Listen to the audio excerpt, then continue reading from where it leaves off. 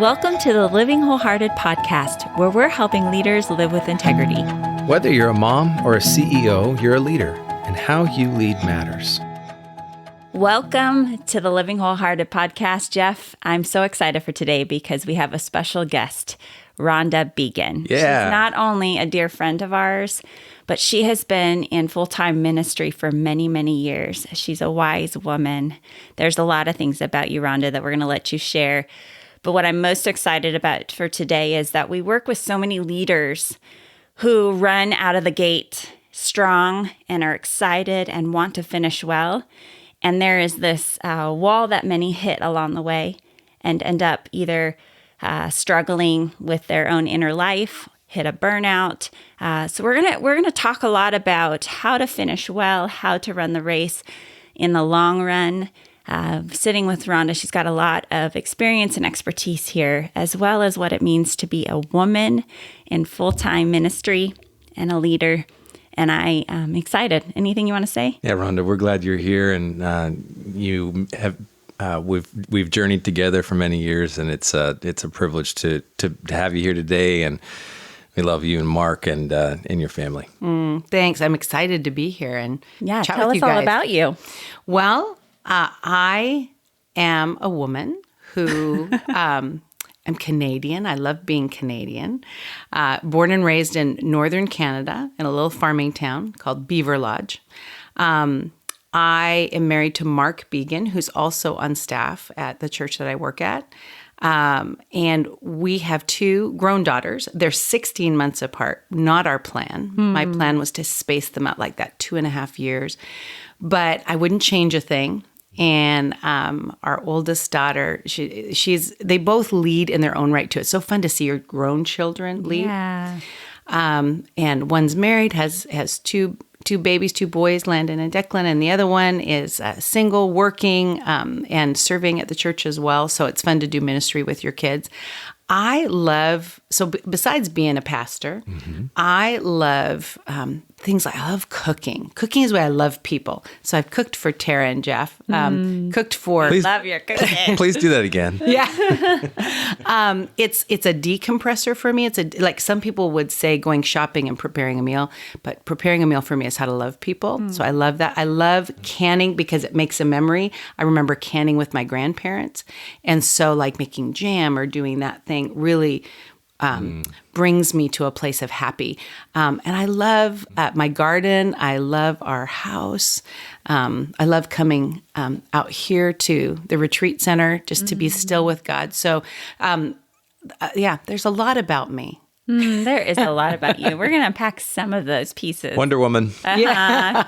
What is so great about you, Rhonda, is you're real. You're very real. And I think every woman that I talk to, and man actually, but most women, when they meet you, they just feel so at ease.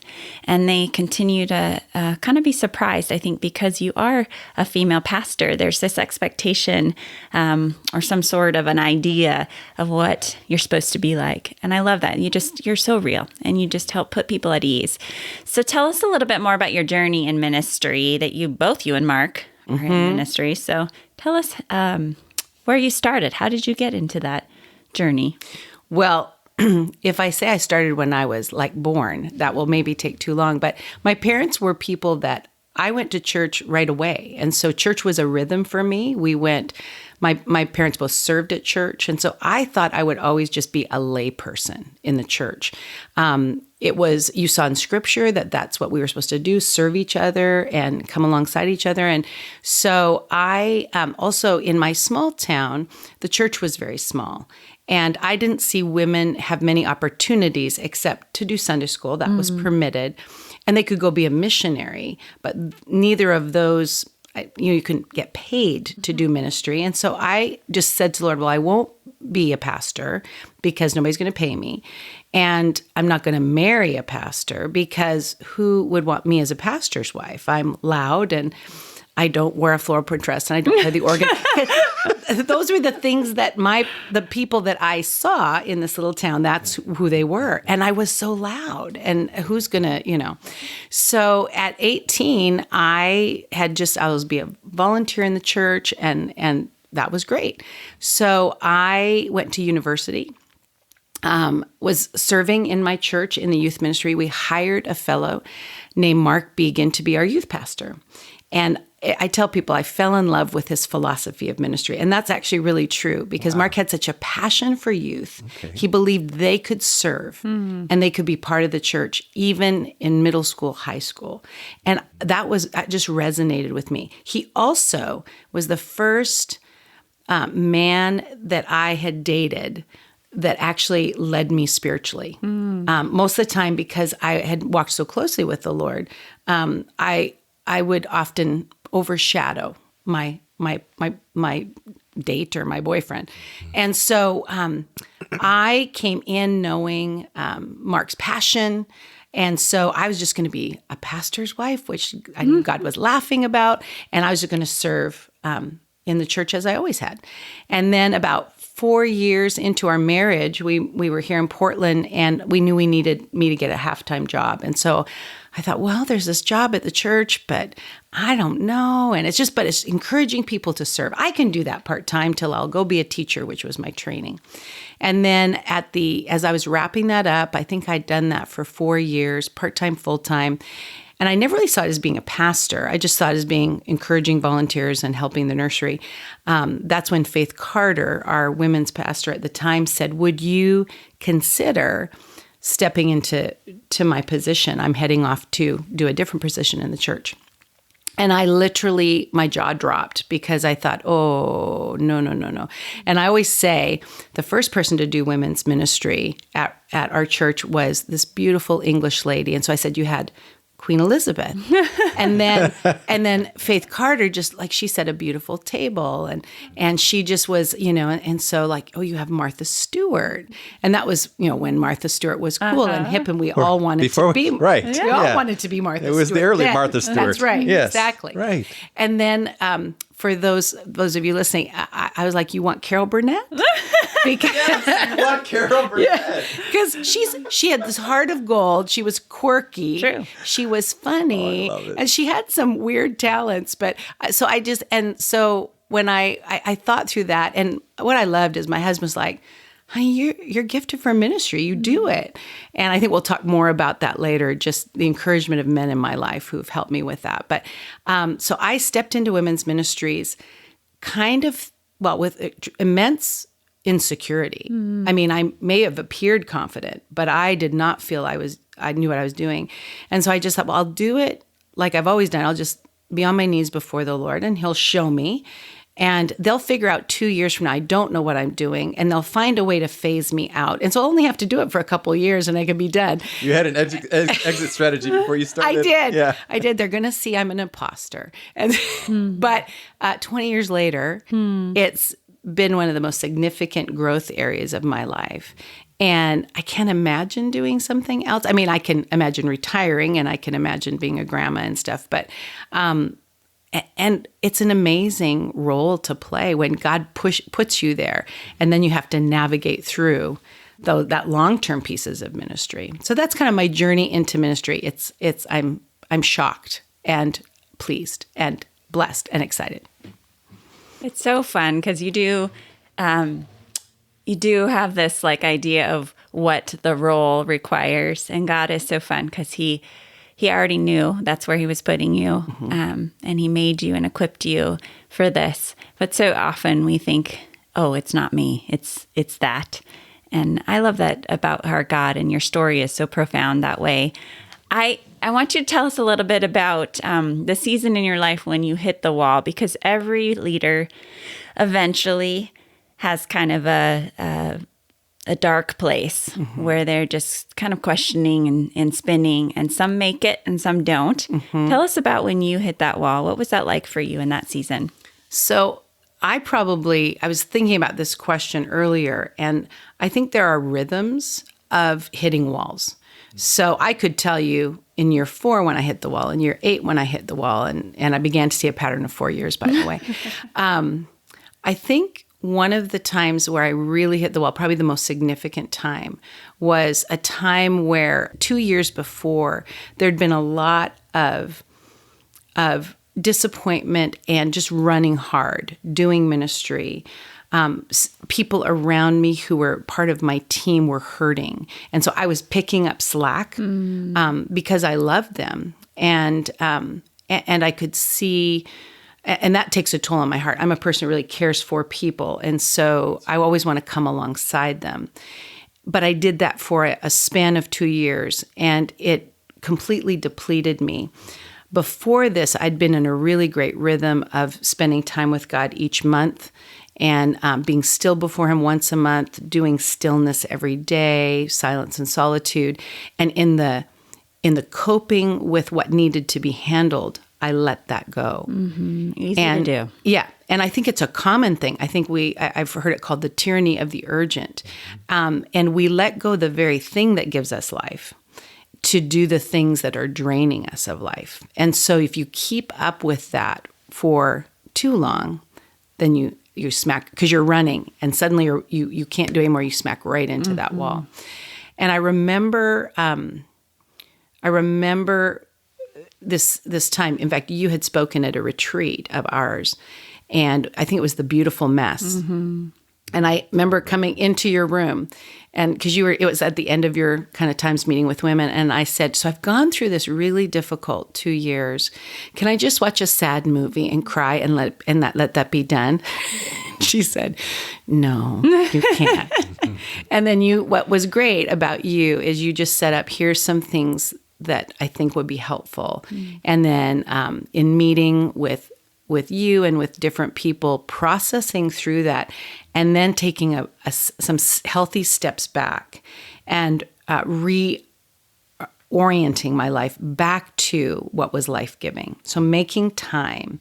So that hitting that wall, you're so exhausted. I call it devastatingly tired, from Ruth Haley Barton. Yes. She, and in ministry, we do it all the time where we're so depleted, and then we can't. It seems like we can't get back, but we can.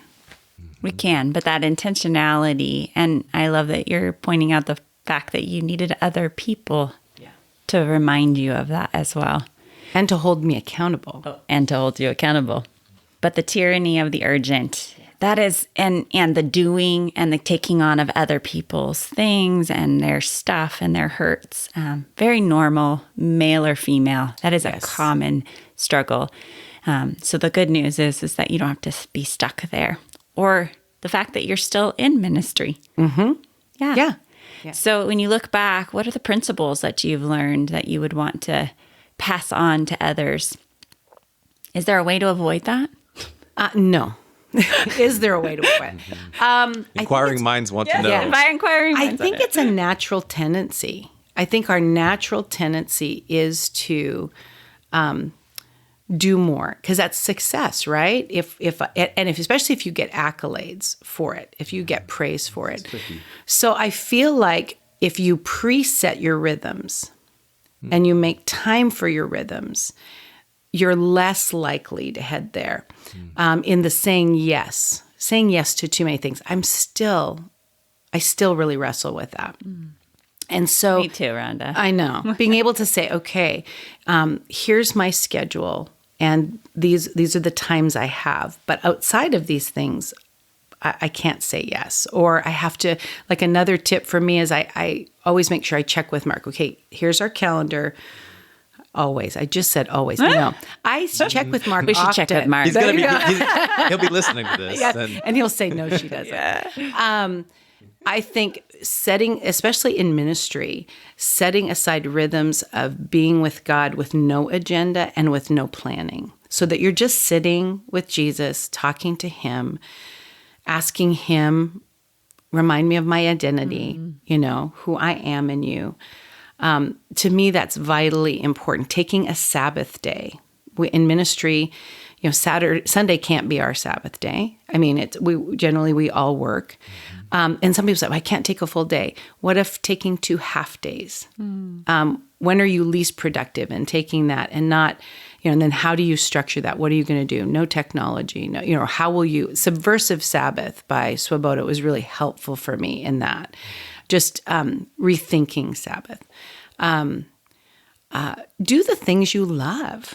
Like I love cooking. And so some people will look at it and say, Like that's, I have a cousin who talks about pink jobs and blue jobs. Okay. And so, that's a pink job, and they joke back and forth. They both live in good places in their marriage, but cooking isn't a pink job for me. Cooking is a life-giving practice. And so, and then spending time with the people who really fill you up and having the other thing is I would say have a good circle of people that's an inner circle. And in that inner circle, when you meet with them, they should build your faith. But when you leave after talking with them, you should feel like elevated versus further down. So and noticing what you actually feel actually in your body, in your mind. Exactly. When you're engaging in these rhythms is a key thing for you. Yes. Yeah, that's something that we're trying to teach people how to do and to notice. I love that you practice that. Yeah. Well, and it's something that I think from even both you guys have done sessions with our staff where you have helped us understand who we are. Where are we personality-wise? So it gives me actually some permission to not try and be all things to all people. You know your limits. Yeah. Well, I'm learning my accepted. limits. Yeah. You're starting to accept them too. And part of mine, like where I fall, you guys do CVI and you've taught that to us. I'm a really high merchant. And so people feed me. And so to tell me to go away and not be away from people sometimes is punishment, or to not be excited about things or to weigh myself down. So I just I'm learning to let myself be who God created me to be. I love that statement, you're learning. Again, there's this undertone, I think, I would say in the church, but maybe even beyond the church walls, that there's a point when you arrive. And I think as a clinician working with leaders, God has just continued to show me that this journey is forever until we meet him face to face in heaven, that there's this letting go of that idea that you finally arrive. If we could just do A plus B equals C, there's this ongoing process of rhythms, you call them. I think one thing, Rhonda, you were saying about with people, I always it helps me to categorize a little bit. This might sound really bad, but there's the takers, there's the givers, and then the taken givers. So I know those relationships where it's a give and take, and it's a mutual benefit. And then I have the relationships where I'm just to receive, right? Where I and my tendency would want to be to give back, but I have to work really hard just to say receive, that practice. And then there are the relationships that I know I'm just giving and they're taking, and that's what they are. Those are my ministry. They're not meant to be my friends or my peers, and they're not meant to be my mentors. And so that piece can help in what are my expectations or what is God showing me about each of those relationships. And if all my relationships are where I'm giving, that's a problem. Absolutely. Right. That's a problem. And so that is a struggle, I think, for those of us leaders types where we find ourselves always giving. And especially leader types in the church, right? Because giving is the way of Jesus. Right. Yes. Well, he also received. He also made food and enjoyed food and presented it to others. He was the one around the campfire that had the fish, and he called his disciples to him, and they had breakfast. And so there's giving and receiving, and it's easier to give and to be in that giving position than it is to receive, actually, and particularly for those of us that are in ministry. It's comfortable. It can be a place to hide even in the giving, right? Absolutely. And knowing yourself and what's happening in your body and what gives you life and what you feel is an important attunement that both men, particularly men, need to work on. And I think, women, you have a leg up and generally in attunement to your bodies because of just body things. But I know for me that it wasn't until maybe, 8 years ago, perhaps, that 8 to 10 years ago, and rough timeline there, where I first began to notice more about what was happening in my body. Like when I got anxious, where did that show up? Well, it showed up in my jaw, or my hands. And it's so cool to hear you talk about what that's like to integrate and to be thinking about that in your rhythms. Well, Rhonda, tell us a little bit more about the things you've learned as a woman, particularly in ministry. As a female leader, developing other women, are there themes or patterns or just consistent common struggles that you're seeing in the church when it comes to women in leadership?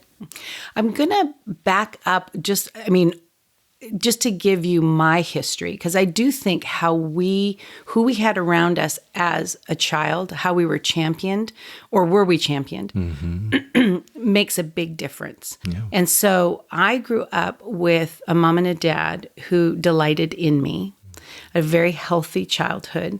My dad, although he was not a strong, overpowering, he was very kind and gentle, he was a you go kid, you go.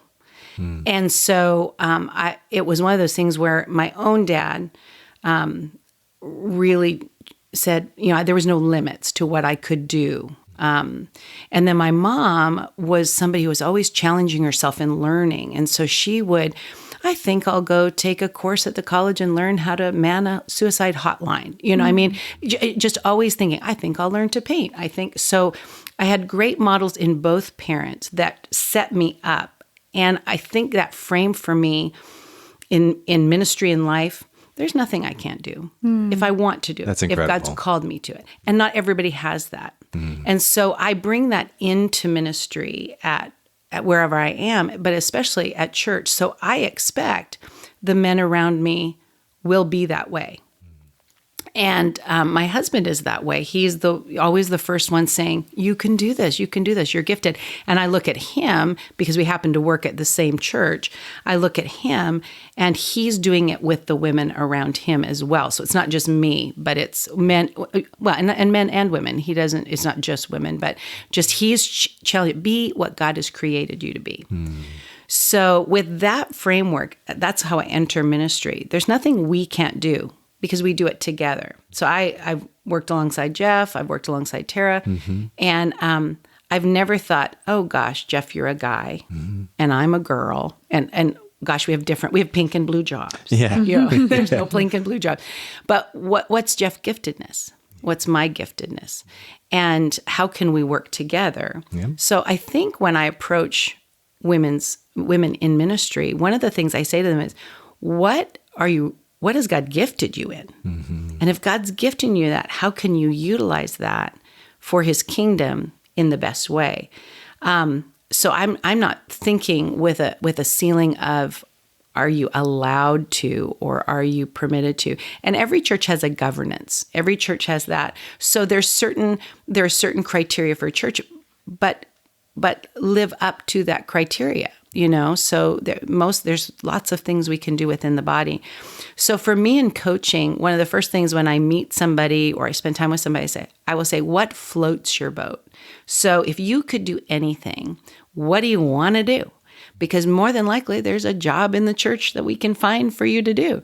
And so I'll hear women say, I love people, or I love numbers, or I love logistics, and then I'm not just thinking, where can I plug them in women's ministry? I'm like, where can we use them in the body of Christ? Yeah. This ministry over here really needs somebody who can do data entry and handle like project management. Let's put that person there. And so often I'll liaise within our church body to, hey, have you thought of using this person? And sometimes you have to give them a bigger picture, because they maybe in their upbringing or in the way they've done it, they have kind of thought, oh, I wouldn't have thought of asking a man or a woman to do that. So I think the same way with men with maybe doing spiritual shepherding. We often think, oh, we'll have a woman pray, or in a circle. We'll have a man pray in a circle. Don't limit yourself to gender in those things. Yeah. Think about who is going to be the best person to represent in that situation. So I think those are some of the challenges, and I'm sure there's more questions there, but. Well, this is a natural intersection. I mean, you mentioned speaking to people's gifts, speaking to who they are, what they are wired to contribute, and how God made them to contribute to his church, and to the world, wherever they go. And that comes straight from Ephesians 4. It's not the only place where gifts are talked about, but this was like a huge, just being a guy, and particularly being a person that's been in ministry most of my life as well. this was one of those pieces that I think that it was lost for me, but it's lost for a lot of people. And I remember going to our mutual pastor, Bill, who leads our church, and talking with him about this, as we were wrestling for quite some time as an organization, as leadership, as to what to do about this title of pastor. And our church, our history didn't have a history of men and women both being pastors.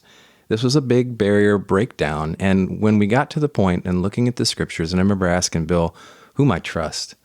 He's a trustworthy leader and not someone who just willy-nilly moves where people want or are trying to influence him to move. He loves the word. He loves the Lord. We've watched him for decades. Mm-hmm. And I remember him just saying, for me, it boils down to this. We have a lot of conversation, a lot of dialogue, a lot of communications with other churches. We've examined the word. We've looked at the original languages. We've done all these things. It boils down to this. Paul, when he wrote Ephesians and he talked about these gifts, there is no gender in these gifts. There was no assignment for gender, for who could be this or who could be that, and it's just like a switch went off in my mind. It's like, if that's not there, why have we made it such a big deal? Why is it that we go to those places and try to create these constructs? Those constructs, as it relates to the gifts that churches traditionally have made over time, are constructs that are man-made. And the construct of the scriptures, as it relates there, we cannot say that the gender element is assigned to men for these specific roles or this or that. It's not. And that was huge for me. I know that that's really controversial, but it is. It's either there or it's not.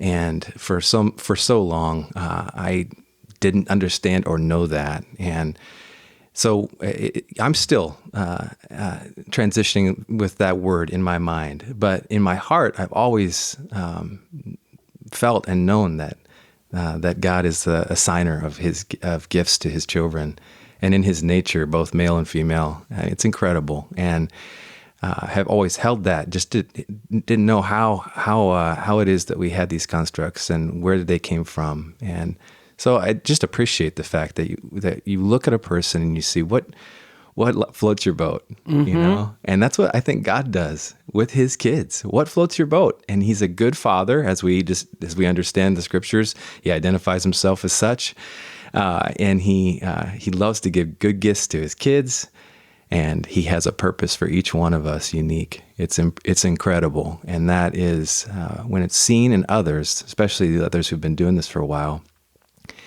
that you're still, you have these rhythms that you're trying to practice what you preach, that it's not that you've ever arrived, but you're learning and you're inquisitive and curious and you're using the gifts that God gave you. It's supported by others in that process. You model a vulnerability that other young leaders need to know that's a way to make this sustainable. Whether you're a man or a woman in leadership, you have to have these things. This is wisdom. Mm-hmm. And so thank you for being like that, Rhonda. Thank you.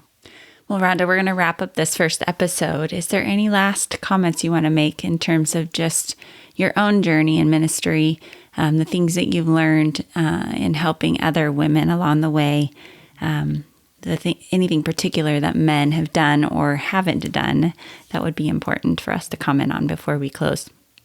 I think what comes to mind is often it's the simple things that hook us up.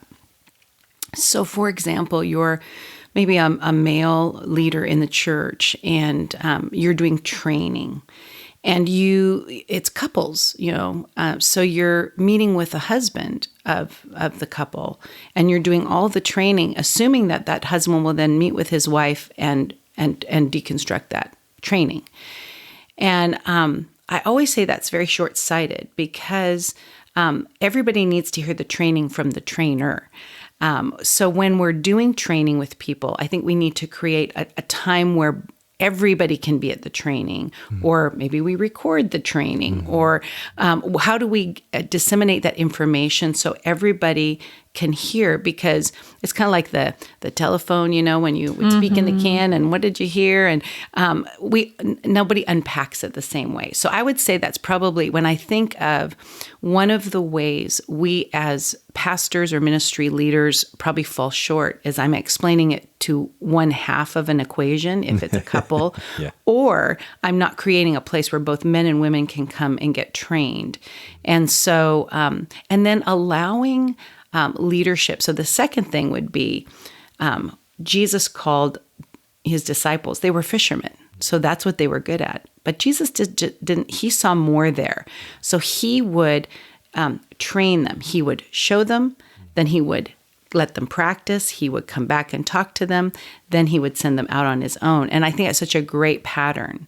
So I think that idea of teaching people to swim, building their strength so that they can tread water, not letting them drown or feel like they're drowning, but when they start to feel that way, okay, float for a minute, but continuing to teach them ministry in the areas they haven't known, but you see gifting in. Those would be the two things I think that come to mind. Love that.